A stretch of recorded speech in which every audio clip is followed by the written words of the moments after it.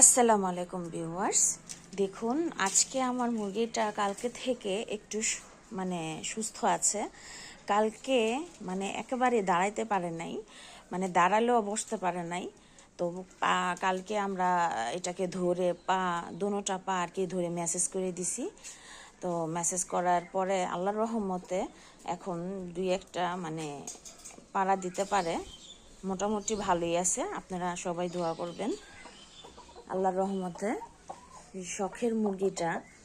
আমাদের শখের মুরগিটা যে সুস্থ হচ্ছে ইনশাআল্লাহ, আল্লাহ পাকে সুস্থ করার মালিক। তো সোনালী মুরগিটা এও ডিম দিতেছে, হ্যাঁ এও ডিম দিতেছে, দুজনেই ডিম দিতেছে। কিন্তু ডিম দেওয়ার পরও তারা মানে ডিমগুলারে ভেঙে ফেলতেছে। এই যে আল্লাহর রহমতে এখন একটু সুস্থ হয়েছে পাটা। তো আপনারা সবাই দোয়া করবেন।